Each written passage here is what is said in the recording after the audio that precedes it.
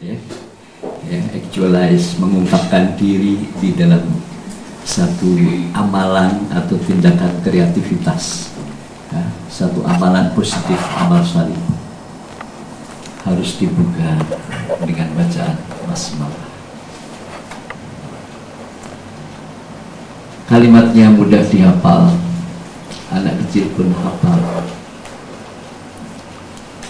ya, tapi kandungannya meliputi semua yang ada, dan kandungannya juga meliputi semua waktu yang ada sejak al-awal sampai al-akhir.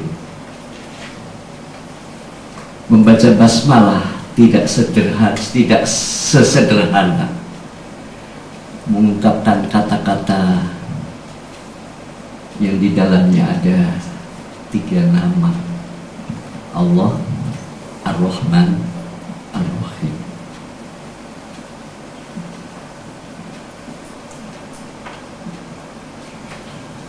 Tapi 3 kata yang disebut di dalam basmalah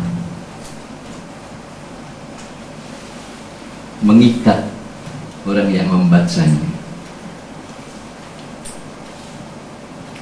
supaya di dalam melaksanakan sesuatu, mengaktualisasikan sesuatu, mendapatkan satu nilai yang tertinggi. Nilai itu adalah keabadian. Perbuatan yang dimulai dengan basmalah, dia memiliki nilai abadi.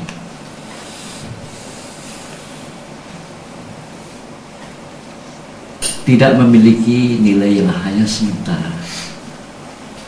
Artinya nilai abadi, perbuatan itu akan bernilai bagi kehidupan sekarang dan menolong menyampaikan diri kita pada kehidupan yang akan datang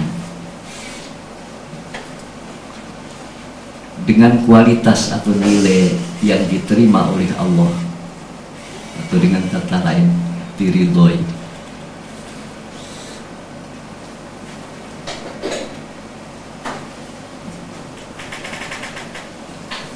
Kata Bismillahirrahmanirrahim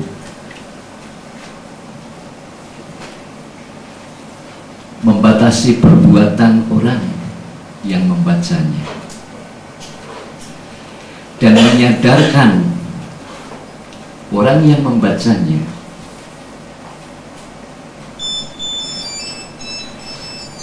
terhadap potensi yang ada di dalam diri dan terhadap potensi yang ada dalam semesta, sumber daya diri dan sumber daya alam, sumber daya manusia dan sumber daya alam yang akan diinteraksikan. Bila sumber daya manusia yang berisi potensi, skill, karakter, bakat, talent, ya, diinteraksikan dengan sumber daya alam, akan membuahkan sesuatu yang baru, hasil kreativitas yang memudahkan hidup.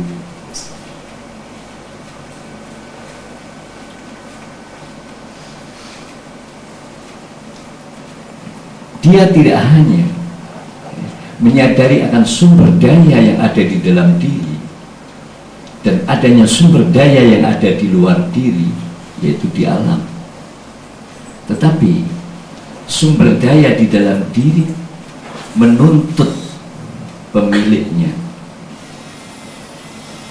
menuntut yang dikaruniai, orang yang diamanati potensi, sifat-sifat baik, force, kekuatan, untuk mendaya gunakannya dengan sebaik mungkin. Karena apa yang dititipkan Allah, diamanatkan Allah di dalam diri, adalah sesuatu yang tidak bisa didapatkan dimanapun. Kemudian Allah membentangkan satu medan reality sebagai medan untuk operasionalnya sumber daya yang ada di dalam diri, yang berupa rahmat yang ada di dunia luar, yang di dalam rahmat tersebut menawarkan kepada kita, disinilah sarana kelangsungan hidupmu. Tanpa aku, kata Allah, kamu tidak akan lestari. Tanpa sumber daya alam, manusia akan kembali menjadi tiada. Kesadaran akan adanya sumber daya alam dan kesadaran akan adanya sumber daya diri, yang satu sebagai subjek yang ada di dalam diri, yang satu sebagai objek, yang satu sebagai kudroh, kuasa, kemampuan, potensi, yang satu sebagai medan operasionalnya kudroh, sumber daya alam. Ketika mau dibuka interaksi antara semesta dalam potensi ini dengan semesta luar sumber daya, ketika mau dibuka interaksi itu, harus kita mengucapkan mohon izin pada Rabbul Alamin. Karena sumber daya yang ada di dalam diri bukan milik kita, amanah Allah. Sumber daya yang di dalam alam bukan milik kita, milik Tuhan. Maka menginteraksikan sumber daya yang ada di dalam diri dengan yang di luar diri baru boleh dibolehkan kalau kita mohon izin. Atas nama siapa kamu menyentuh alam? Atas nama siapa? Tentu saja atas nama yang memberikan, yang memberi kesadaran, memberi sumber daya diri, dan atas nama yang menciptakan sumber daya yang di dalam alam. Tanpa atas namanya tidak sah. Perbuatannya makar, perbuatan kejahatan. Bagaikan orang mengambil, menggunakan sesuatu yang bukan miliknya. Kalau pada suatu hari tiba-tiba seorang polis datang mengetuk pintu, dia menyatakan, saya akan menangkap Anda. Kita tidak bisa terima. Kamu tidak punya hak untuk menangkap saya. Kamu setara dengan saya, kamu persona, saya persona. Saya akan bertanya, atas nama siapa kamu menangkap saya? Atas nama pemerintahan yang berkuasa di negara ini, kau akan kutangkap. Maka kita baru menyerah. Atas nama yang memiliki, yang mengurusi wilayah ini, maka seseorang bisa menangkap yang lain. Polisi bisa menangkap seorang warga negara atas nama pemerintahan. Dia punya hak. Tanpa atas nama pemerintahan, dia tidak punya hak menangkap siapapun. Tanpa atas nama Allah, sumber daya dalam diri dengan sumber daya alam tidak bisa diinteraksikan. Kita tidak punya hak atas alam ini selain dengan izin Allah. Itulah pembukaan aktual di dalam kehidupan manusia.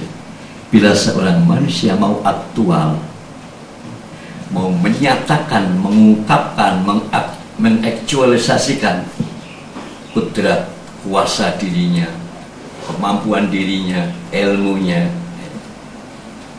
medannya adalah alam, dan harus seizin yang memiliki. Baru dia punya makna, ada berkah. Bila tidak punya makna. Orang tidak mengucapkan basmalah,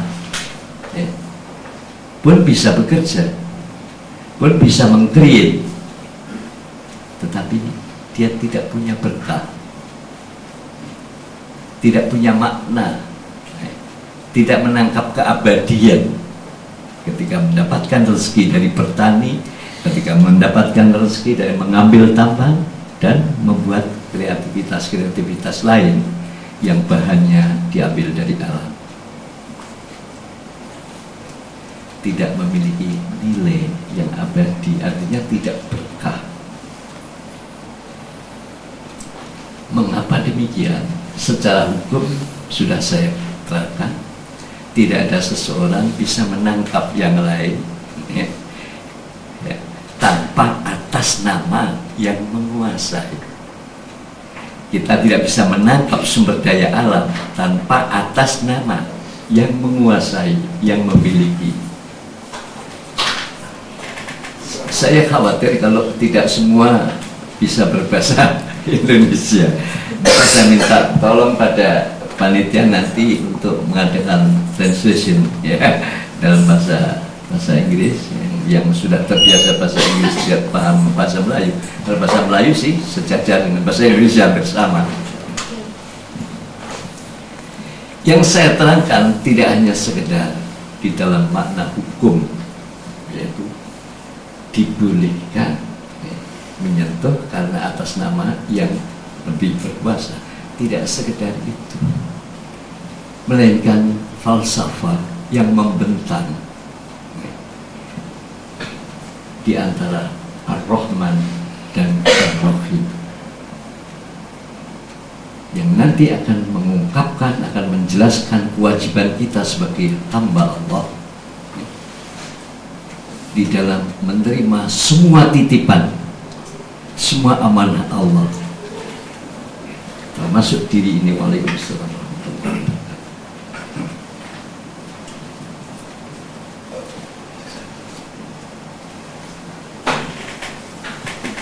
Di dalam basmalah kita dikenalkan 3 nama: Allah, Ar-Rahman, dan Ar-Rahim.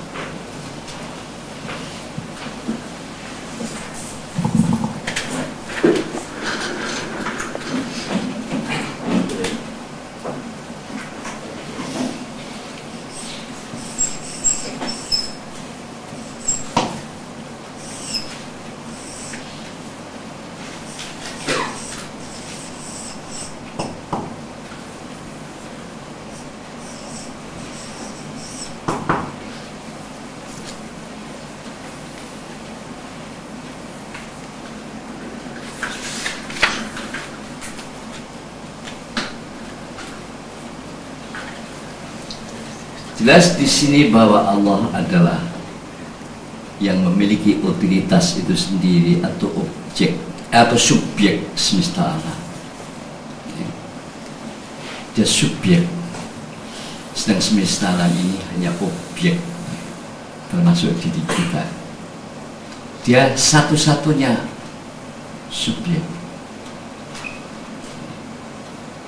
yang memiliki kuasa, yang memiliki kehendak, yang memiliki tanggung jawab, dan tanggung jawab itu berupa manajerial terhadap makhluknya di muka bumi di dalam seluruh waktu, sejak makhluk dibuat sampai makhluk selesai berperan.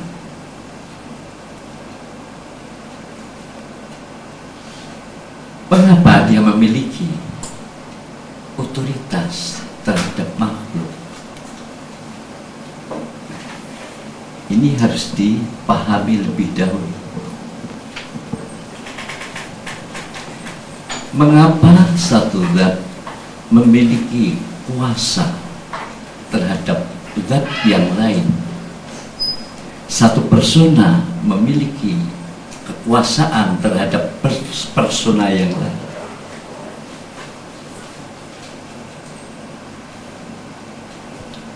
Sesuka hatikah kita mengatakan bahwa aku punya kuasa atas dirimu?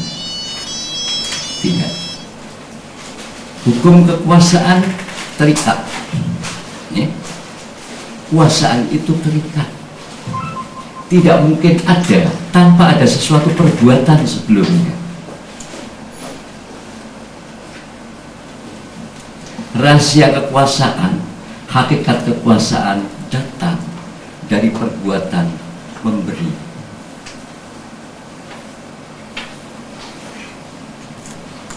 Hakikat kekuasaan datang dari perbuatan memberi. Dialah yang memberi kita dari tidak ada menjadi ada, memberi wujud. Dialah yang memberi kepada kita semua potensi yang ada di dalam diri kita, sejak potensi fisikal, potensi intelektual, dan potensi emosional.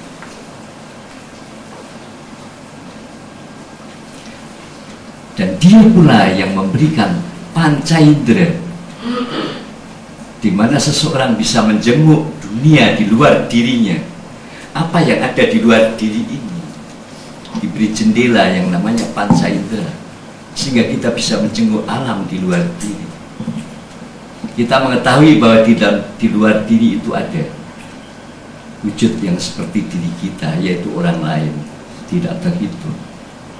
Kita mengetahui dengan melewati jendela-jendela diri panca indera itu adanya makhluk yang tidak sama dengan kita, yaitu makhluk yang tarafnya di bawah kita, yaitu animal kingdom dan vegetable kingdom, kerajaan binatang dan kerajaan tumbuh-tumbuhan. Selain itu yang paling rendah adalah alam inorhani, partikel-partikel. Kemudian kita diberi intelektual untuk mengklasifikasi yang ditemukan di dalam menjenguk keluar diri tadi. Ada yang setara dengan kita, manusia. Oleh karena setara, maka apa yang ada di dalam hatinya, apa yang ada di dalam pikirannya, apa yang ada di dalam hidupnya seperti kita. Hasratnya, hendaknya mendapatkan sarana untuk kelangsungan hidup, yaitu rezeki, sama dengan kita sama. Di dalam mencari sarana, ingin kemudahan, sama. Orang lain dengan kita sama. Di dalam mencari sarana kehidupan, pelestarian hidup, kita tidak mau diganggu oleh orang lain, sama. Ingin aman dari gangguan orang lain, sama.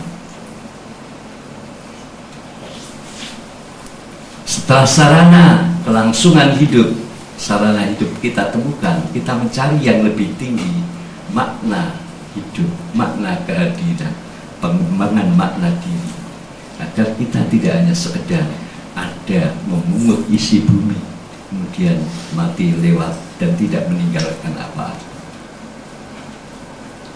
Dia sadar akan peran. Saya datang untuk berperan, tidak hanya datang untuk mengambil sesuatu yang kita gunakan di dalam tamasya hidup di dunia, setelah itu dunia kita tinggalkan. Dia datang memiliki peran. Di dalam melaksanakan perannya, manusia mendapatkan nilai keberadaannya di depan makhluk yang lain. Saya bermakna bagi alam tumbuhan, saya bermakna bagi alam hayawan, saya bermakna bagi sesama manusia. Kata-kata bermakna berarti ada pengorbanan, ada perbuatan positif yang diberikan pada orang lain. Maka makna hidup adalah makna bagi orang lain.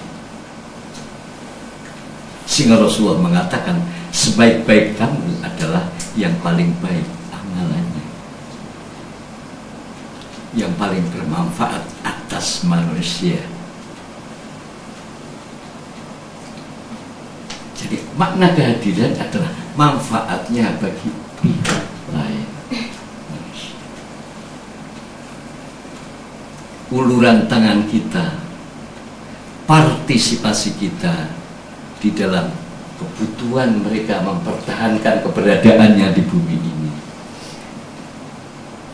Partisipasi kita terhadap pengembangan diri, menemukan peran di dalam hidup ini sehingga hidupnya menjadi bermakna, memberikan ilmu. Tidak hanya menolong sarana kehidupan, yaitu rezeki, tapi juga mengulurkan informasi, memberikan informasi, memberikan pencerahan, menyampaikan petunjuk kepada yang lain. Itu terhadap manusia. Itulah yang disebut dan menunjukkan kemana kita pergi. Tujuan hidup yang paling akurat, yang paling akhir, yang paling hakiki. Itulah yang disebut ta'awanu 'alal birri wat taqwa. Tapi kita dilarang tolong menolong. Bertolong menolonglah kamu dalam hal-hal kebajikan dan bertakwa. Kebajikan adalah hal-hal yang bermanfaat bagi orang lain dalam kehidupan fisiknya. Wat taqwa, dan takwa bermanfaat bagi spiritualnya, mencari makna keberadaan di dalam menemukan peran dan melaksanakan peran dirinya. Kita dilarang wala ta'amanu 'alal itsmi wal 'udwan. Jangan sampai bertolong menolong dengan pihak lain di dalam hal yang buruk, dosa-dosa, yang maksiat, yang merusak, dan di dalam permusuhan. Ada orang bersengketa, kita tidak boleh menolong salah satu, tapi kewajiban kita mendamaikan, mengurus apa masalahnya, dan tidak boleh mengadili itu dengan condong memilih salah satu karena kedekatan famili, karena kenal, tapi harus diselesaikan masalahnya secara adil, tidak berat sebelah. Jadi tidak boleh memihak di dalam pertengkaran, tapi hanya boleh meluraikan, mengatasi masalah supaya pertengkaran menjadi hilang. Karena hidup di mana setiap persona dengan persona yang lain dibuat berbeda, bukanlah tujuan Tuhan untuk berperang, bukanlah tujuan Tuhan untuk berselisih, bertengkar, melainkan untuk berinteraksi, untuk take and give, saling mengulurkan nilai, saling mengulurkan hasil perolehan aktivitasnya. Boleh jadi apa yang ku peroleh di dalam hidupku berguna bagi orang lain, di dalam melestarikan dirinya, di dalam menemukan makna-makna hadirannya di muka bumi. Tawaran nilai yang boleh kita berikan. Itulah maka tema daripada kita bertemu dengan individu lain harus dibuka dengan tema, dibatasi. Tema komunikasi, tema hubungan dialogis, tema interaksi harus dibatasi. Kalau tidak diberi tema, kita bisa bertengkar, bisa berebut fasilitas. Tapi ketika kita bertemu, kita sepakat membuka tema. Isi daripada pertemuan ini apa nanti? Kita buka temanya. Assalamualaikum warahmatullahi wabarakatuh. Temanya menawarkan kesejahteraan, rahmat Allah dan berkahnya. Di luar itu tidak boleh, karena itu sudah diucapkan janjinya sendiri. Yang satu menjawab Waalaikumsalam warahmatullahi wabarakatuh. Tema komunikasi. Jadi kalau tidak melahirkan keselamatan, kesejahteraan, rahmat Allah dan berkahnya, berarti dia mengkhianati tema yang diucapkan, tema komunikasi yang diucapkan. Itulah hak dan kewajiban kita terhadap sesama. Kemudian ketika kita menjenguk keluar, melewati jendela-jendela yang nama panca indera, ada makhluk lain. selain yang setara dengan kita, yaitu hayawan, animal kingdom, alam fauna. Di bawah itu ada vegetable kingdom, alam flora. Kita dapatkan dua tingkat kehidupan di bawah kita, yang kehadiran mereka, karena mereka ada di bumi maka kita bisa hidup. Dia adalah simpanan rahmat Allah. Dia adalah simpanan di mana kita bisa mengambil manfaat untuk melestarikan hidup kita. Tanpa ada mereka, manusia hadir ke dunia terus mati. Begitu hadir, begitu sebentar mati. Karena keberadaan alam hayawan dan alam tumbuhan, berarti di dalam dua alam dan tiga dengan alam mineral adalah gudang rahmat Allah. Disitulah rahmat Allah disimpan. Rahmat Allah disimpan di balik realita fisika yang ada di dalam alam hayawan, alam tumbuh-tumbuhan dan mineral. Karena rezeki kita dari situ, karena kelestarian hidup kita ambil dari situ. Kita punya kewajiban untuk melindungi dan melestarikan. Tidak boleh kita ambil terus-menerus tanpa memikirkan nasibnya. Karena hancurnya alam tumbuh-tumbuhan, hancurnya alam hayawan, hancur pula manusia. Karena dari situ kita mengambil rahmat Allah. Timbul kewajiban kita, kesadaran kita menghadapi sesuatu yang bukan manusia adalah tanggung jawab untuk melestarikan, melindungi dan melestarikannya, dan tidak boleh merusak, berbuat yang destruktif, berbuat fasad. Berbuat yang destruktif, fasad, merusak alam, berarti merusak dirinya sendiri. Tapi kesanggupan melestarikan alam adalah menolong jenis kita umat manusia sampai anak turun bisa lestari. Di dalam mengambil harus sederhana. Jangan semuanya dibongkar. Semua potensi yang ada di dalam bumi, yang ada di balik flora, jangan semuanya dibongkar. Karena diri kita ini punya kemungkinan, punya kepanjangan. Kita beri generasi, punya anak, dan anak melahirkan cucu. Dan supply mereka juga dari bumi ini, dari nabati itu, dari hayawan. Kalau sumber daya kita ungkapkan semuanya untuk berpesta pora pada waktu sekarang, sisa saja cadang buat generasi yang akan datang tidak kebagian. Menimbulkan sikap harus memelihara dan harus mengambil secukupnya. Tidak boleh ambil berlebihan. Tidak boleh israf dalam bahasa agama kita. Berlebihan. Berlebihan itu mubadir, dan mubadir itu kawan syaitan, kata Al-Quran.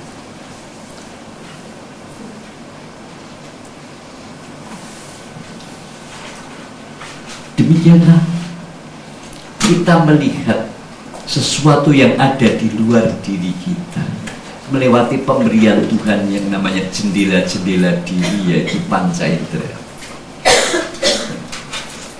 Yang setelah itu kita akan berhubungan dengan alam luar, yang tidak hanya sekedar di dalam berhubungan untuk mendapatkan nilai, untuk mendapatkan manfaat dari alam luar.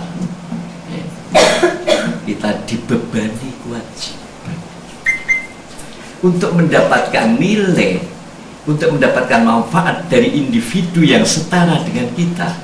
Kita ada kewajiban terhadap orang lain, yaitu partisipasi kita terhadap kehidupan mereka. Bagaimana bisa cepat berkembang, bagaimana dia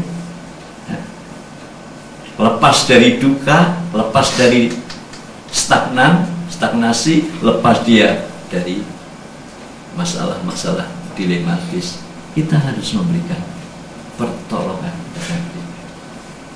Tidak hanya pertolongan memberikan saran, tapi juga pertolongan memberikan way of life, menunjukkan cara hidup yang wali. Maka ada kewajiban dakwah, ada kewajiban menyampaikan kebenaran, ada kewajiban tabligh terhadap sesama manusia, menyampaikan nilai-nilai yang sudah didapat, yang betul-betul bernilai untuk kehidupan kepada orang lain. Bukan supaya orang lain seagama dengan kita, segolongan dengan kita. Tidak sekedar itu, seagama itu mudah. Supaya orang lain selamat sampai di depan Tuhan, di dalam proses hidupnya. Itu lebih besar, ya. Supaya dia selamat di dalam hidupnya hingga mendapatkan ridho Allah. Tidak hanya sekedar masuk di dalam organisasiku, masuk di dalam golonganku, masuk di dalam organisasiku, masuk di dalam golonganku, agamaku, tetapi dia sengsara, memalukan agama kita. Tapi supaya dia di dalam hidup selamat, bisa hidup panjang, bermanfaat, memperoleh nilai, dan berakhir dengan diridhoi Allah. Tidak hanya masuk di dalam komunitas. Apa arti masuk di dalam komunitas bila tidak ada kesejahteraan, bila tidak ada keamanan, bila tidak ada keabadian? Maka katakanlah bukan masuk di dalam agama kita, supaya sejahtera hidupnya, supaya aman hidupnya, supaya berakhir dengan diridhoi Allah, lebih qualified, lebih bernilai daripada mengurung mereka di kandang tapi kelaparan di dalamnya, bodoh di dalamnya. Jadi orientasinya adalah orientasi kebenaran, bukan orientasi identitas. Umat Islam jatuh karena berorientasi identitas. Dulu umat Islam memenuhi kejayaan karena dia berorientasi kebenaran. Dengan berganti sikap ketika menolong orang lain agar sejahtera hidupnya, agar bermakna hidupnya, agar berakhir dengan diridhoi Allah. Orientasi kebenaran, agar masuk di dalam partai saya, agar masuk di dalam mazhab saya, agar masuk di dalam komunitas saya. Orientasi identitas. Kita harus berorientasi kebenaran agar orang yang kita dekati menjadi bahagia karena kenal dengan kita, karena pancaran baik kita, karena pancaran rahmat, pancaran hidayah yang telah diberikan pada kita. Mereka aman, mereka sehat, panjang umur, dan mereka bermanfaat.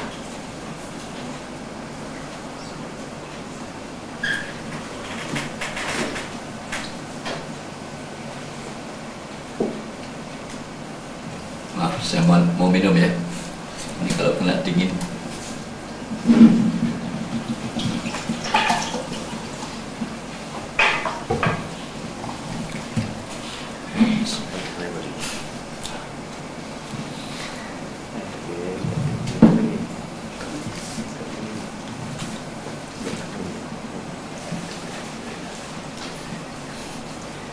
Mari dari pemahaman ini nanti kita kita kelompokkan, ya, kita rumuskan nanti menjadi sebuah konsep yang sangat indah.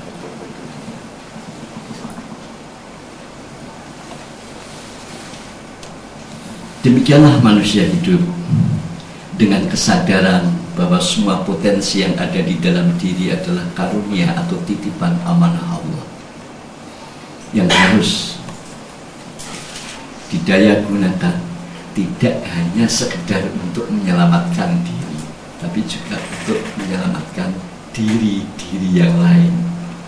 Menyelamatkan diri yang lain sama dengan menyelamatkan diri, ya. Menyelamatkan orang lain sama dengan menyelamatkan diri kita. Menyelamatkan tumbuh-tumbuhan sama dengan menyelamatkan diri kita. Menyelamatkan alam dunia dari peperangan sama dengan menyelamatkan diri kita. Karena kita berada di dalam sebuah perahu yang sama, bumi. Kalau peperangan nuklir meletus, mati semuanya. Jadi, menyelamatkan orang lain dari persengketaan sama dengan menyelamatkan diri kita. Tindakan keluar bernilai dalam. Al-Quran mengatakan in ahsantum li anfusikum wa in asatum falaha. Bila kalian berbuat baik, itu berarti kalian berbuat baik terhadap diri kalian sendiri. Wa in asatum falaha. Demikian pula bila berbuat buruk, berarti berbuat buruk terhadap diri sendiri. Berbuat buruk kepada apa saja atau berbuat baik kepada apa saja, kembalinya akan setimpal. Berbuat baik kepada alam akan mengulurkan hasilnya, yaitu melestarikan mereka akan mengabdikan buah dari proses hidupnya kepada kita. Kepada manusia juga demikian.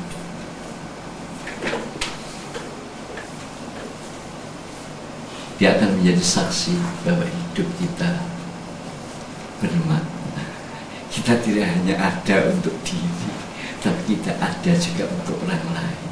Orang yang kita tolong yang mengatakan, bukan diri kita yang mengatakan bahwa aku bermakna bagi orang lain, tapi orang yang kita tolong mengatakan, saya ketika sakit dialah yang menolong, dia ada makna bagi saya kehadiran. Saya ketika lapar dialah yang memberi, yang menolong, tidak punya pekerjaan dialah yang memberikan pekerjaan. Kehadiran dia di dunia itu punya makna, dan saya saksinya. Bila siapa saja dia akan bersaksi, bukan dirinya yang mengatakan, tempat dia beramal itulah yang mengatakan. Pernyataan dari diri boleh jadi tidak benar, boleh jadi palsu.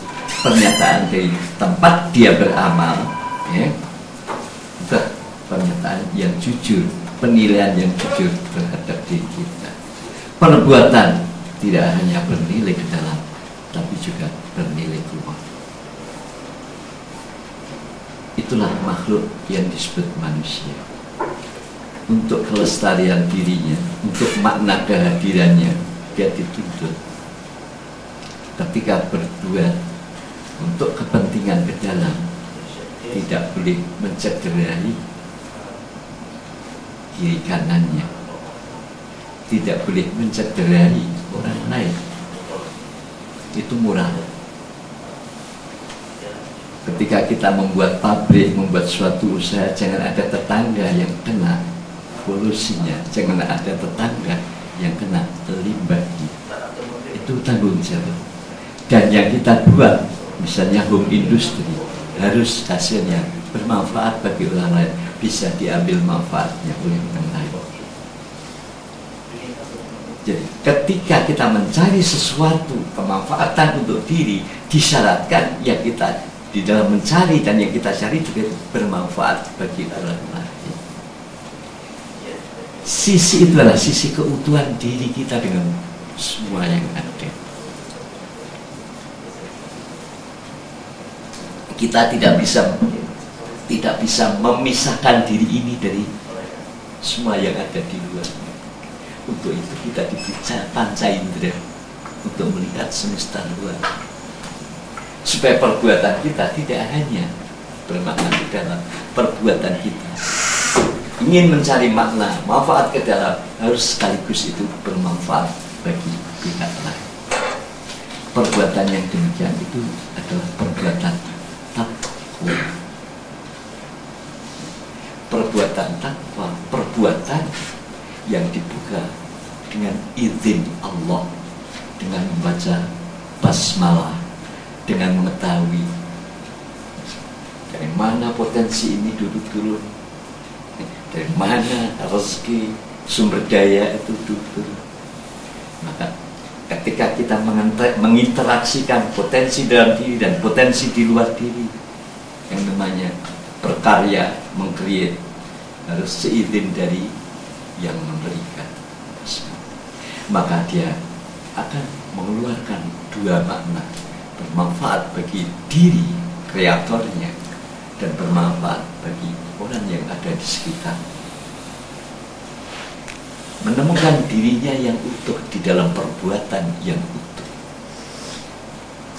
Dirinya yang utuh dengan semesta ini melewati perbuatannya yang utuh, bukan omong, bukan ucapan. Perbuatannya yang memang bermanfaat bagi orang lain. Ketika dia ingin mencari manfaat buat diri sendiri, perbuatan yang dimulai, ya, perbuatan adalah menginteraksikan potensi dalam dengan potensi luar, potensi manusia dengan potensi dengan sumber daya manusia dengan sumber daya alam, sehingga menghasilkan sesuatu yang nyata.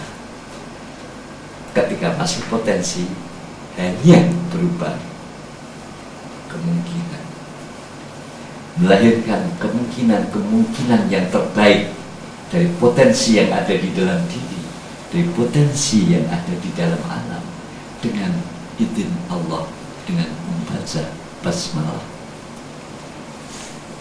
Mengapa basmalah? Mengapa hanya 3 nama yang diutarakan? Mari. Kemudian dengan apa kita menyiapkan diri sehingga buah dari amalan kita melahirkan keabadian. Ar-Rahman, Allah yang bersifat Ar-Rahman, dialah sumber rahmat.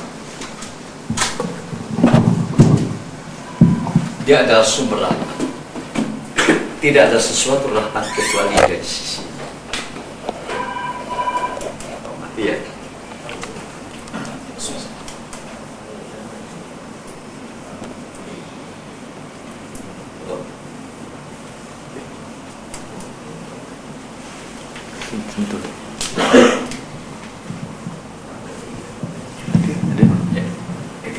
Terima kasih.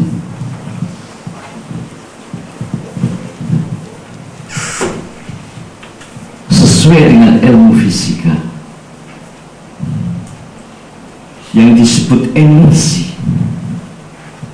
datang dari arah atas terus menerus sejak realita itu ada sampai kiamat. Energi, hujan energi dari atas. Kata fisikawan, agama beragama, rahmat datang dari atas terus menerus, hujan rahmat sejak alam ini ada sampai kiamat. Maka Allah yang menciptakan alam itu adalah sumber rahmat, bersifat Ar-Rahman, yang maha murah dengan pemberiannya.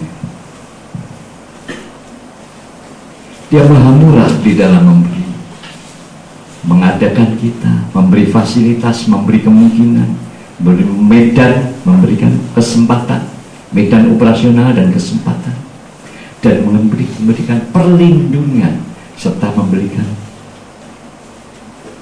tahap-tahap, memberikan makomat-makomat, the station of intellectual, the station of the soul, makomat-makomat diberikan oleh Allah sesuai dengan apa yang dia amalkan, kedermawanannya.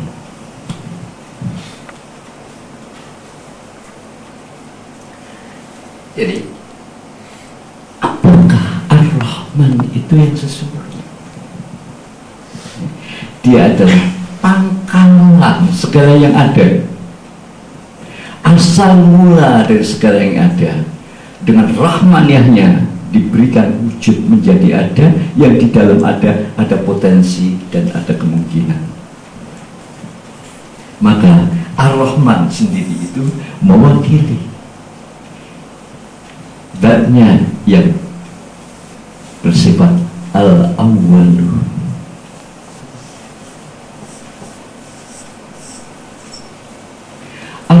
Tuhan itu al-awwalu. Dialah yang paling awal, dan dari sana segala nilai, segala macam fasilitas, sejak fasilitas atau nilai yang fisikal sampai nilai yang spiritual, dari sana datang. Turun terus menerus energi, kata ahli fisika. Dia menerjemahkan dengan istilah fisikal energi. Kita karena di dalam energi ada manfaat rahmat, dan energi bukan sesuatu yang sia-sia, ada rahmat Allah.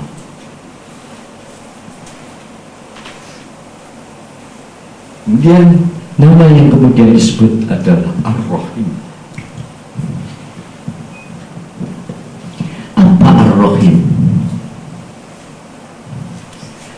Maha kasih sayang. Apa maha kasih sayang itu? Kapan dia turunnya? Bila rahmat yang diberikan kepada kita dari rahmat, ya, kita manfaatkan sebagaimana yang dikehendaki Tuhan. Bila fasilitas yang diberikan Allah, wujud kita, intelektual kita, hati nurani kita, kreativitas kita, kita gunakan sebagaimana yang dikehendaki Tuhan. Dan ketika menggunakannya, minta izin pada Tuhan, Bismika ya Allah, atas namamu ya Allah. Maka akan datang sifatnya yang kedua, Ar-Rahim.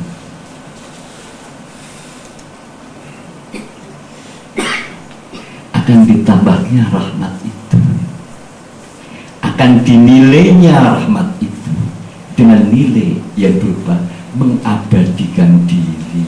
Perbuatanmu itulah yang mengabadikan dirimu bila paralel dengan kehendak Allah. Bila kita lakukan sesuai dengan kehendak Allah, perbuatan adalah manifestasi dari potensi yang ada di dalam. Kemudian kita interaksikan dengan sumber daya alam, yang juga dari Allah, yang ada di luar diri, menghasilkan sesuatu. Di dalam menginteraksikan, kita baca basmalah, atas namamu ya Allah. Yang memberi yang ada di dalam, memberi ada di luar. Tidak hanya memberi yang ada di luar dan ada yang ada di dalam, tapi akan memberi lagi bila di dalam menginteraksikan potensi diri dengan potensi alam itu dengan izin Tuhan dan dengan cara yang Allah berikan, harus bermanfaat. Tidak ada suatu perbuatan manusia yang dibolehkan mubadir tanpa manfaat, dan manfaat itu harus tidak hanya ke dalam tapi juga keluar, bermanfaat untuk diri dan bermanfaat untuk umat. Maka datang sifat Allah memberikan pahala. Kamu titipanku telah kau gunakan dengan sebaik-baiknya. Kasih sayang Tuhan memberikan jaza. Jaza itu datang dari rahimiyah Allah. Setiap perbuatan positif ada jaza atau fadilah, terbukanya rahmat baru yang bukan rahmat yang turun dari rahmaniyah Allah, tapi dari rahimiyah Allah. Akibat kita sanggup memikul amanah dari potensi akal dan segala macam yang diberikan kepada kita, telah kita ungkapkan, telah kita lakukan sebagaimana yang Tuhan kehendaki dengan izinnya. Maka akan mendapatkan sesuatu rohimiyah yang puncaknya. Jadi rohimiyah itu tidak hanya surga, sekarang sudah ada. Puncaknya yang tertinggi yang bernama jannah, yaitu finalnya yang berubah jannah. Tapi setiap kali berbuat baik, rohimiyah turun. Oh, kamu sudah mendayagunakan fisikmu dengan baik, intelektualmu dengan baik, hati nuranimu dengan baik di dalam mendayagunakan titipan di dalam setiap perbuatanmu itu. Mendayagunakan titipan itu perbuatan. Di dalam perbuatanmu itu kamu sudah melaksanakan pesan-pesan saya, pesan-pesanku, maka dia ada rasa, dalam diri ada rasa bahagia. Ketika seseorang melakukan sesuatu tidak sebagaimana yang dikehendaki,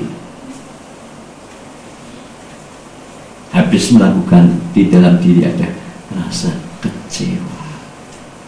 Gagal saya memproduksi, gagal saya menciptakan, karena dia berbahaya bagi diri atau berbahaya bagi orang lain, atau hanya bermanfaat sepihak, ke dalam saja keluar tidak. Ada rasa kecewa. Kecewa adalah situasi hati yang menyebabkan langkah kemudiannya menjadi kurang kokoh, kurang tegar.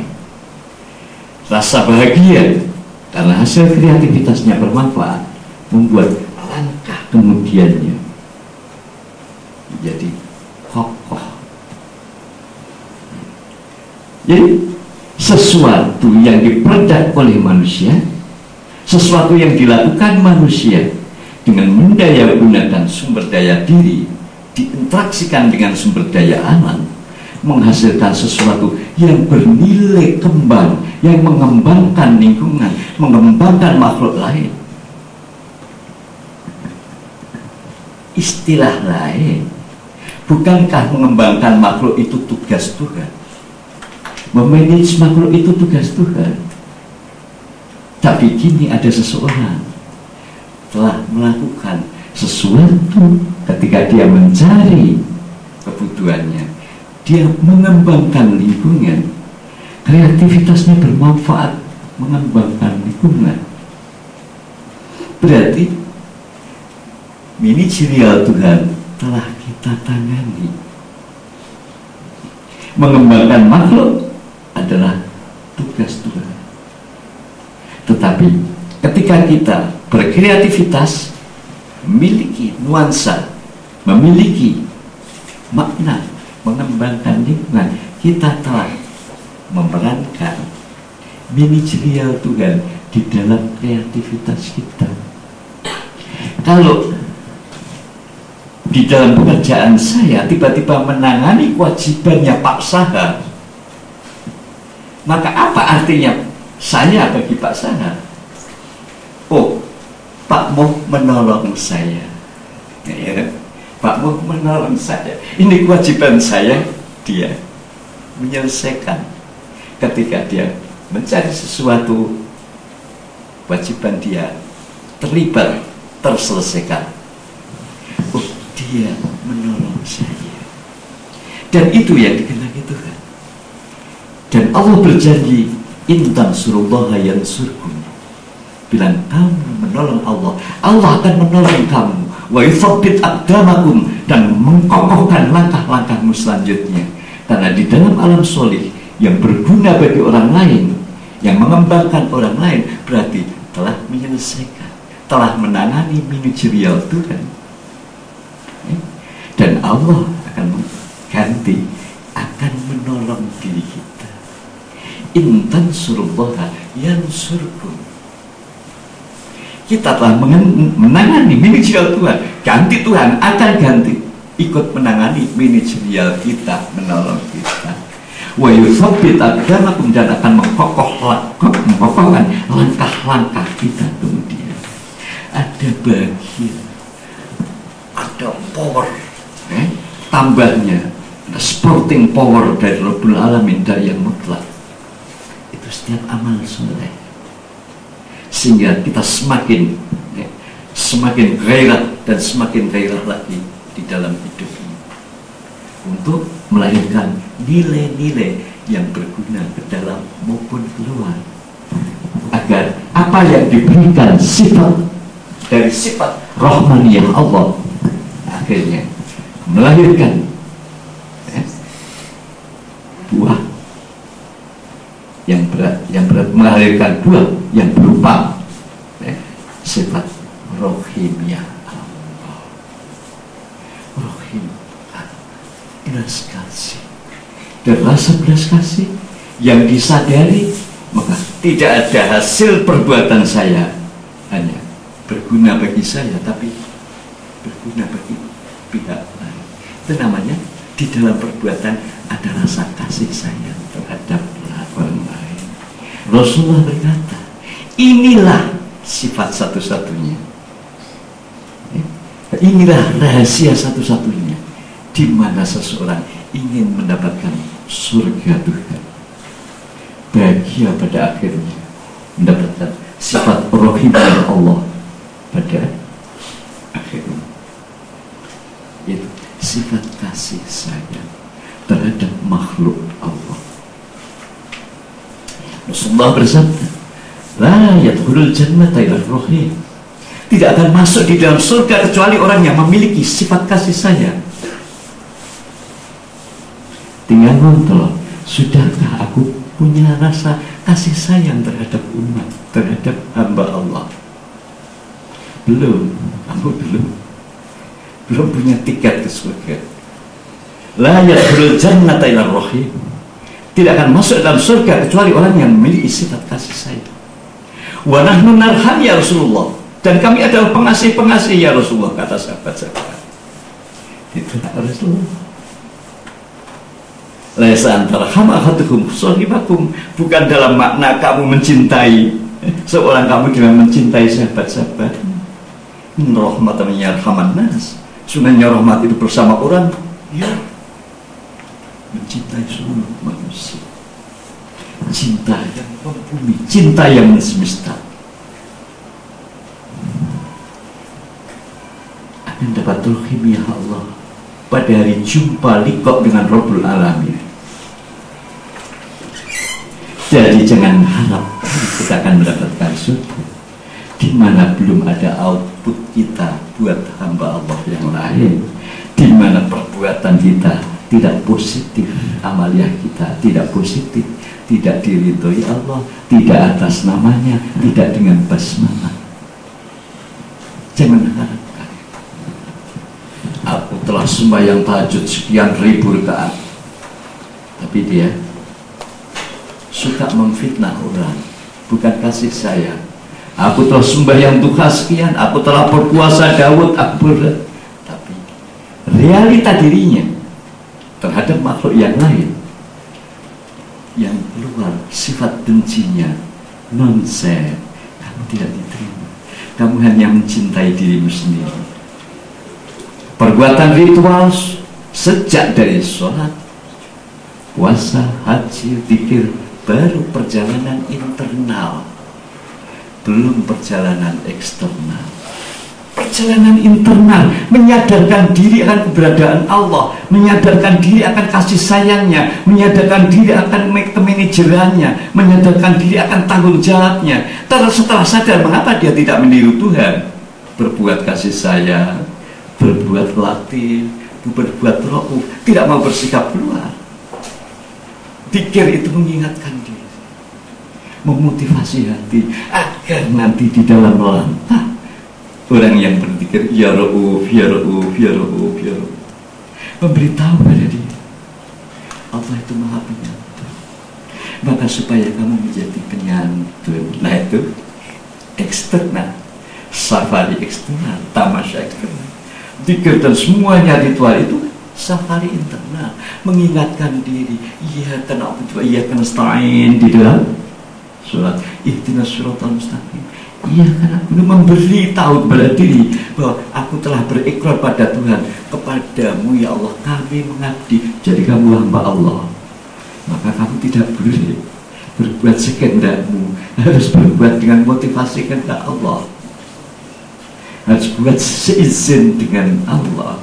Jadi mengingatkan diri adalah ritual-ritual safari internal, tetapi dia tidak pernah melangkah keluar, tidak pernah safari eksternal. Sesuai dengan ketika dia mengingatkan diri, mengikatkan diri Allah itu maha kasih sayang. Mengapa kamu tidak melangkah keluar dengan sifat kasih sayang? Allah itu maha latif, maha lembut. Mengingatkan diri. Mengapa kamu di kantor membentak-bentak karyawan dengan kasar, tidak bersifat latif dan sebagainya. Jadi perbuatan yang dilandasi sifat rohim, kasih sayang, ini yang akan dijawab oleh Allah dengan rohimnya. Jelas bahwa agama yang terakhir itu agama yang bisa dipahami dengan akal. Sebagaimana sabda Rasulullah, "Ad-din wal aql, la dina liman la aqal." Agama itu sesuai dengan akal. Maka dia tidak ada kewajiban bagi seseorang yang tidak berakal, tidak ada kewajiban beragama. Agama, mengapa agama itu diidentikan dengan akal oleh Rasulullah? Agama itu jaringan Tuhan untuk menangkap manusia agar mau kembali kepada Allah.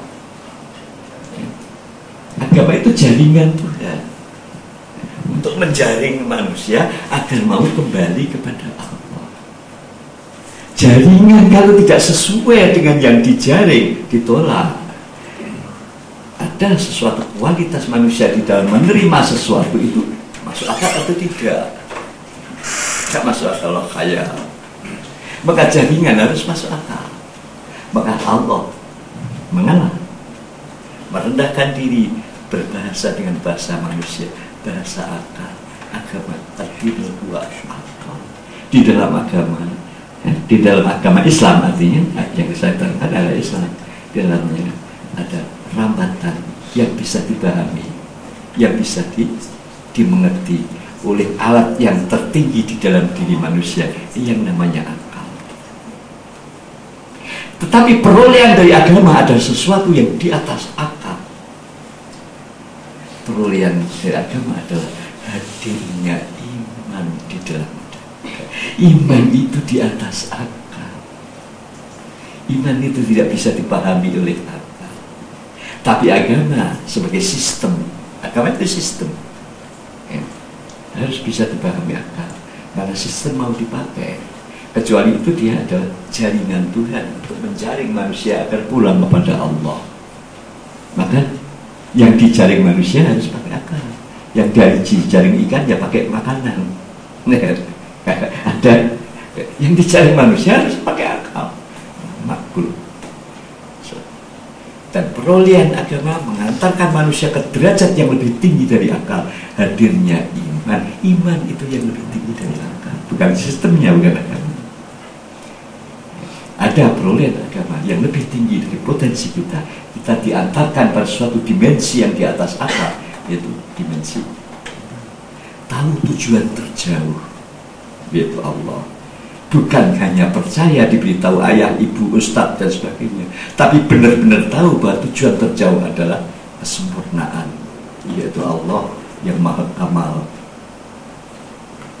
Sadar, sehingga mengikat dirinya jangan kemana-mana kecuali menuju kepada tujuan yang tertinggi. Hadirnya iman di dalam dada, hadirnya tujuan yang akhir di dalam dada, sama dengan hadirnya matahari di dalam bak yang berisi air. Ketika kita keluar, matahari kecil datang. Seperti di atas, matahari putih berkilauan, ya, membuat kita silau, bulat, seperti matahari yang di atas. Dan di atas itu zatnya, yang di bawah itu pemahaman, refleksinya. Iman itu seperti itu. Hadirnya matahari di dalam bak yang berisi air. Bak yang diberisi air ini diri kita. Ini bak, ini gelas. Aku kita adalah air. Tapi ada kecil, sinar kecil berbinar putih. Apa itu? Allah. Loh, maksud Allah di dalam manusia tidak bisa lihat.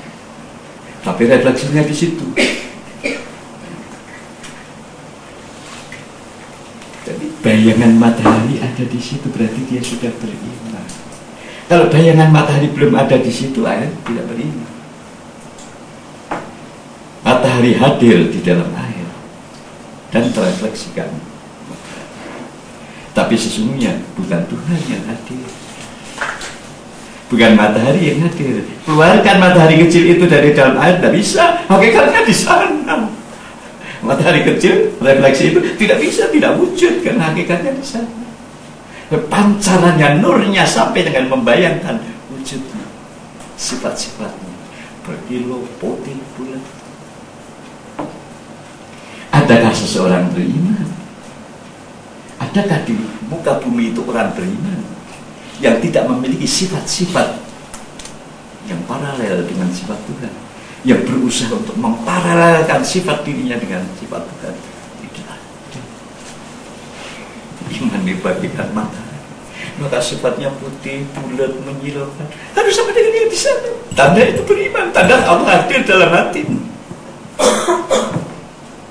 Lah sifatnya ar-ra'uf, an-nafi, yang di dalam karyanya senantiasa bermanfaat, yang di dalam komunikasi senantiasa dia penyatu, yang dia latif di dalam melayani, yang bertanggung jawab memanage, tidak ada bertanggung jawab ke dalam tak juga. Kalau tidak ada, oh ya tidak ada iman, tidak ada sifat-sifat Allah mau ditumbuhkan di dalam diri. Maka Rasulullah mengimbau kepada kita, takhallaqu bi akhlaqillah, berakhlaklah kalian dengan akhlak Allah, sehingga datang keimanan, sehingga datang bayang-bayang matahari di dalam gelas diri. Persis seperti yang bisa. Cuma kenyataannya tidak ada. Matahari kecil itu tidak ada, kalau mau dikeluarkan tidak bisa. Kenyataannya di sana, refleksinya yang ada di sini, sehingga kita bisa berbuat. Setiap perbuatan mengandung makna dalam dan luar dan bernilai diridhoi Allah, yang disebut perbuatan ihsan. Perbuatan ihsan bermakna luar, tidak hanya bermanfaat. Ihsan, apa ihsan? Ihsan itu seperti perbuatan Tuhan. Maka seruannya sama, ahsin kama ahsanallahu ilaika, berbuatlah baik kamu seperti Allah telah berbuat baik kepada. Contohnya Tuhan. Apa ihsan itu? Berbuat baik. Seperti apa? Seperti Allah berbuat baik kepada. Jadi contohnya berbuat baik itu perbuatan Tuhan.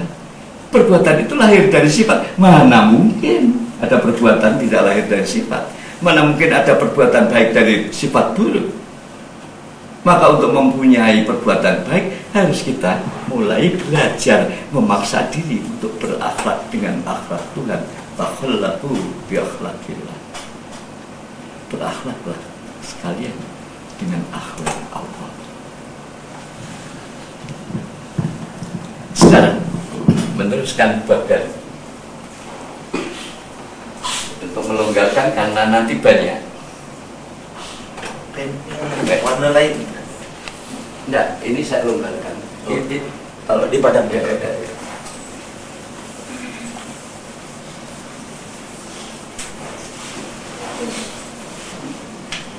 pada keterangan itu kita transformasi, kita ganti wujudnya dengan wujud sebuah konsep filosofis tentang proses. Apakah yang disebut kehidupan itu? Kehidupan adalah sinar terang, kilatan sinar terang di antara dua samudra kegelapan. Kilatan sinar terang di antara dua samudra kegelapan. Kegelapan pertama, kegelapan sebelum kita ada, sebelum kita lahir, sebelum ada itu. Kegelapan yang kedua, kegelapan setelah kita mati. Hidup itu percaya terang, jerit gitu padam. Sebelumnya ada gelap gulita dan setelah itu gelap gulita. Gelap gulita karena kita belum ada, belum lahir. Gelap gulita karena tidak ada yang bisa kita ketahui karena kita sudah mati.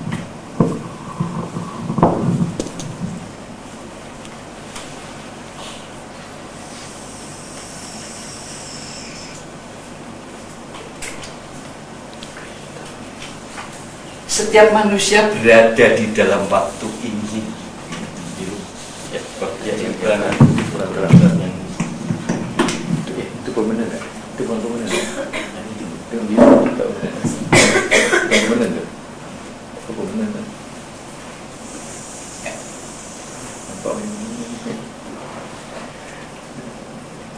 Setiap individu berada di dalam waktu sekarang. Tidak ada satu individu pun berada di waktu lampau. Tidak ada individu yang ada di waktu depan. Semua individu berada di waktu sekarang.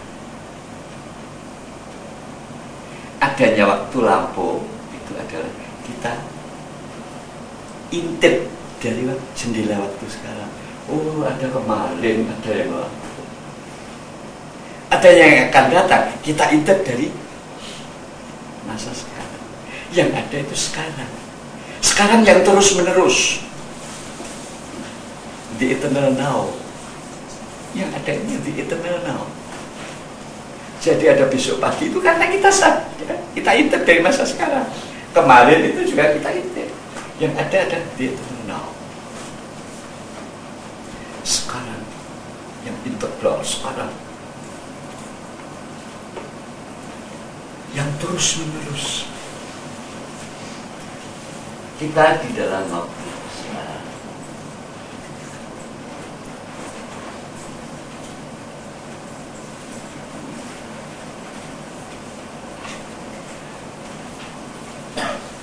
Mengalami terang di antara kelahiran dan kematian. Hidup itu cahaya terang di antara dua kegelapan. Lahir.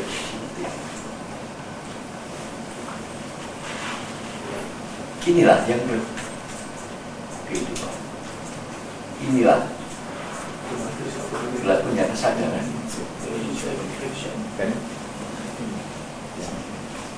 Sebelum kita lahir, gelap gulita. Setelah kita mati, gelap gulita. Tidak ada seorang pun tahu. Jadi nilai plus di dalam proses ini hanya sebentar antara lahir dan mati. Asalnya tidak tahu. Dan seterusnya tidak tahu lagi.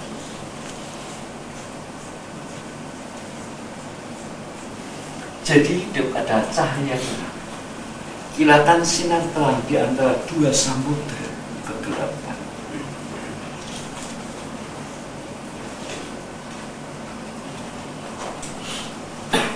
Yang dimana peta waktu ini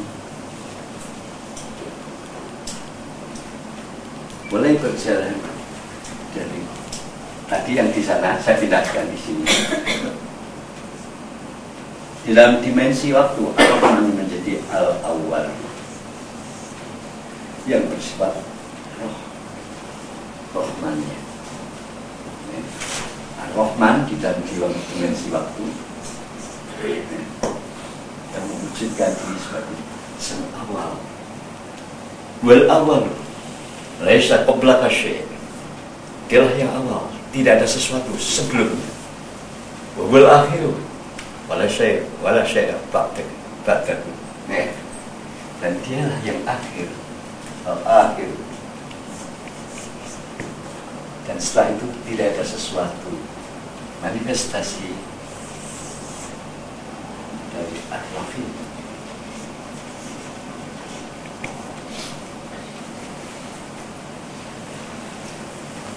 Kegelapan ini bukan berarti tidak ada apa-apa.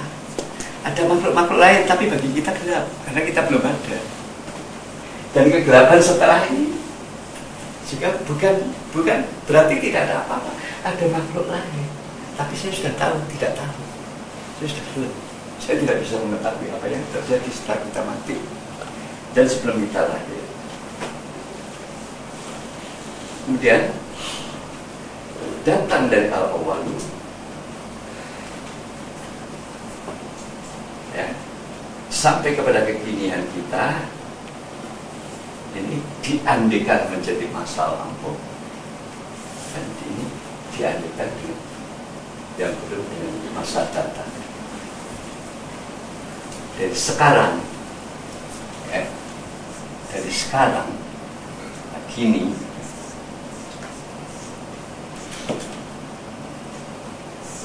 hidup itu berada dalam waktu.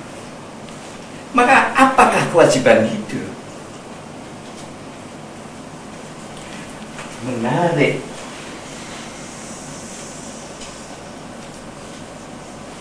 al-akhir ke dalam masa kini dan menarik al-awal dalam masa kini.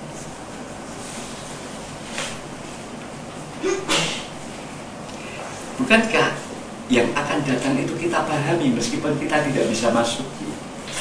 Yang telah lalu bukan juga kita pahami meskipun kita belum pernah memasuki sesuatu ketika sebelum lahir.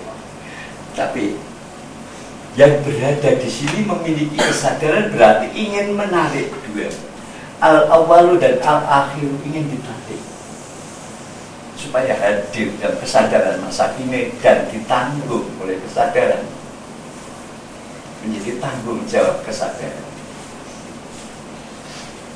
Karena wujudnya disadari, harus ada tanggung jawab. Untuk itu harus ada perjalanan, harus ada aktivitas diri untuk berjalan menuju ke al-awalu. Kalau kita ingin menarik al-awalu ke dalam masa kini menjadi kekinian kita, maka harus ada perjalanan diri kita menuju al-awalu. Kalau kita ingin menarik al-akhiru di dalam kekinian kita, maka ada perbuatan perjalanan menuju ke al-akhiru. Perjalanan menuju ke al-awalu ada disebut, aktivitas itu disebut transendensi.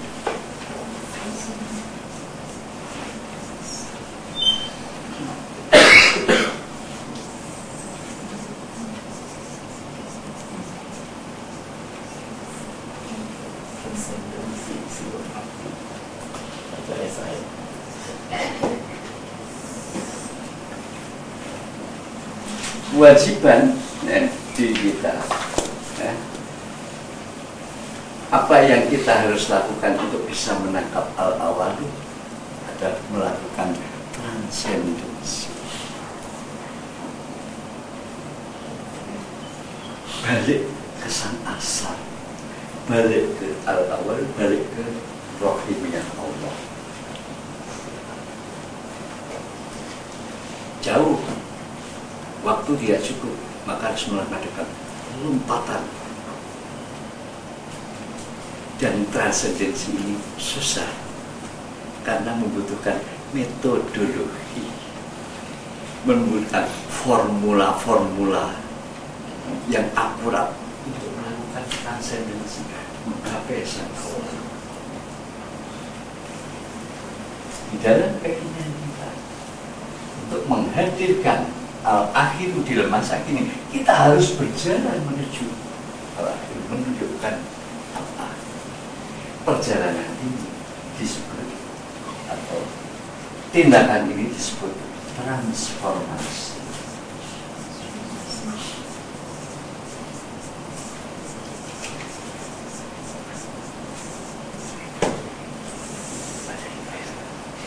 Dengan istilah agama, transendensi adalah bersikap tawakal, berarti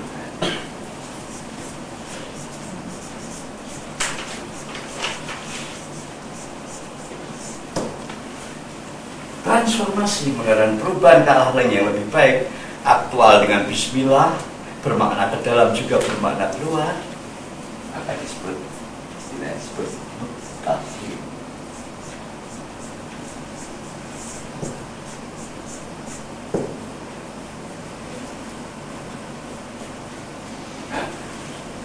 enak orangnya, perbuatannya takwa.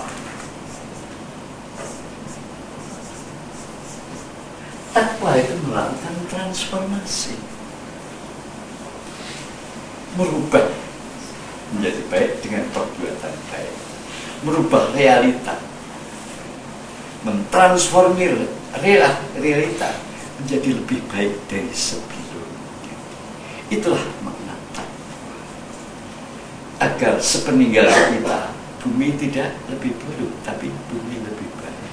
Bisa dihuni anak cucu kita lebih sejahtera, lebih aman. Inilah transformasi makna. Yang itu kita tujukan sebagai pengabdian kita pada Rabbul Alamin, pada manajer semesta. Perjalanan kita menuju Al-Allah agar Allah bisa hadir di dalam diri ini, melewati perbuatan yang susah, yang disebut transendensi, lompatan-lompatan, perbuatan yang lompatan karena waktu tidak cukup. Karena itu lompatan transendensi membutuhkan pola-pola transendensi. Pola transendensi tidak bisa dibuat oleh manusia yang tidak bersifat transenden. Transenden hanya bisa diupayakan, hanya merupakan perbuatan tapi bukan sifat manusia. Maka dia harus pola-pola transendensi harus datang dari Rabbul Alamin. Itulah yang disebut ritual. Datangnya rasa tawakal karena ritual. Transendensi itu gerak menuju sang awal. Kita datang dari Allah, mengabdi kepada Allah. Ritual, diajaran pada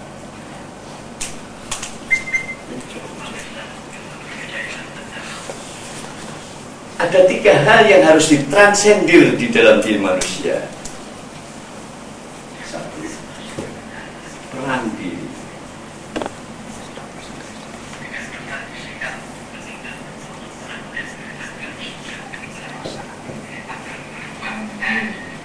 Perang diri. Setiap diri memiliki perang. Dan perang diri ini harus wajib kita transendir. Transendir menjadi peran.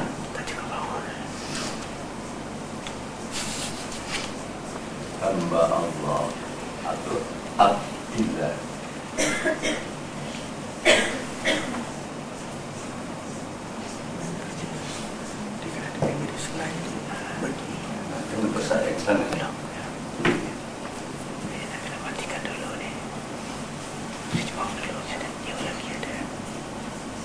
Dari peran diri menjadi peran abdillah.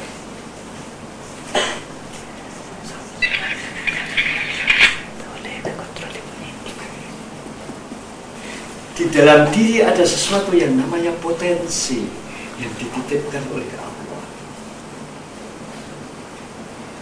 Potensi ini yang disebut kudrat, kuasa. Ada kudrat di dalam diri. Kudrat kuasa diri ini harus ditransformir. Kuasa potensi diri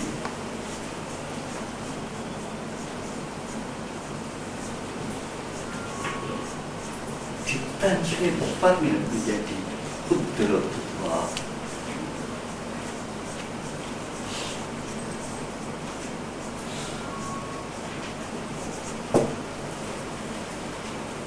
Peran diri menjadi peran abdillah. Potensi diri kita transformasi, kita besarkan, kita upayakan dan menjelma menjadi kuasa Tuhan. Yang ketiga, willing atau kehendak mauan.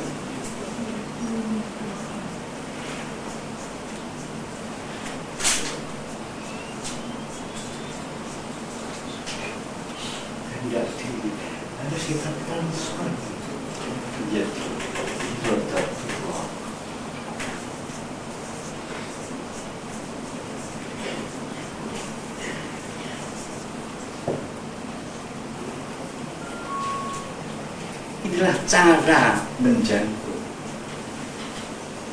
rahmat ya Allah. Cara menjangkau al-awwal tidak bisa dijangkau dengan perbuatan, dengan action cultural activity, bukan perbuatan kultural ya yang membuat mesin, tapi dengan perbuatan ritual.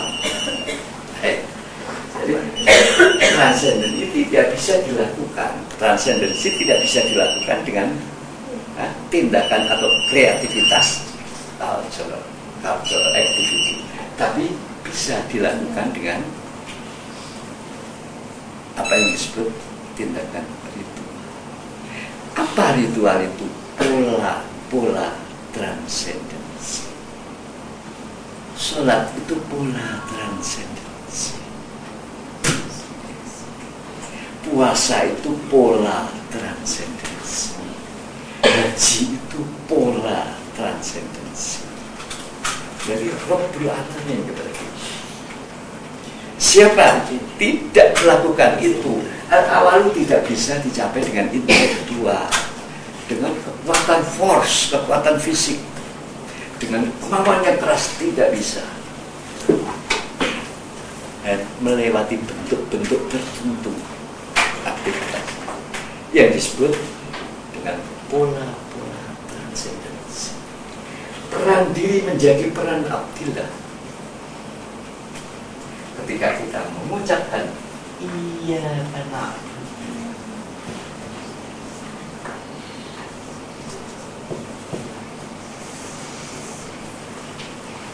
iya karena kepadamu ya Allah kami mengabdi, maka hilanglah persona yang ada, tinggal Abdullah.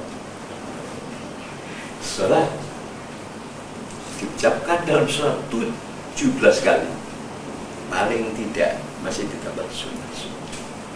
Salat sebuah pola transendensi untuk menumbuhkan kesadaran diri akan kehambaannya di depan Allah.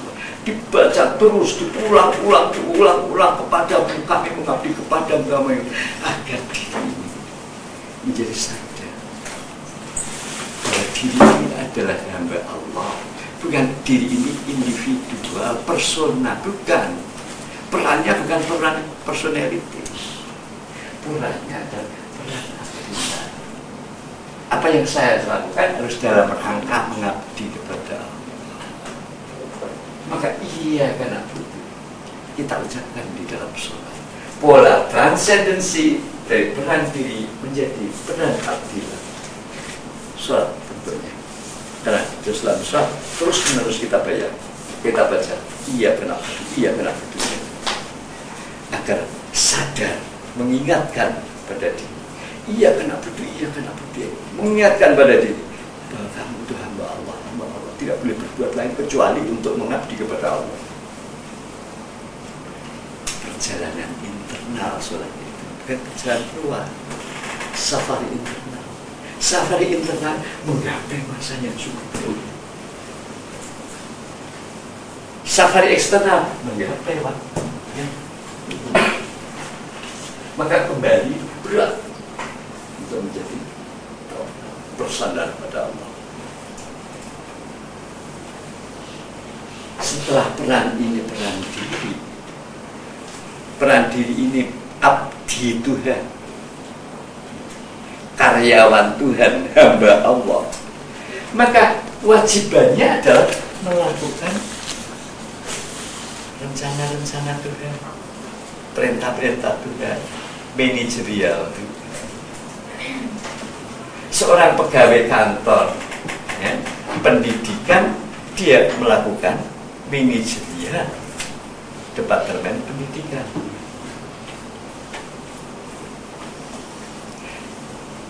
Dia hamba Allah melakukan manajerial Tuhan di muka bumi. Tidak hanya memanage diri sendiri, tapi membayang seperti tadi sudah saya katakan. Aduh, alangkah beratnya diri yang kecil, akal yang terbatas, potensi yang terbatas, sarana yang terbatas, manajerialnya semesta alam tidak terbatas.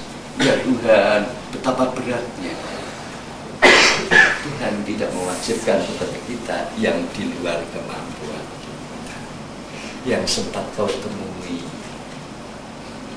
yang sempat kau lihat, yang sempat kau berinteraksi. Itulah medan pengabdian, itulah sajadah untuk kau sujud kepada fakir miskin. Itu sajadah kita untuk bersujud kepada Allah. Bersujudnya berubah memberi santunan. Anak yatim sajadah kita untuk sujud kepada Allah. Sujudnya menyantuni anak yatim demi waktu. Orang-orang bodoh adalah sajadah kita, tempat kita sujud kepada Allah, mengajar mereka hingga menjadi pandai.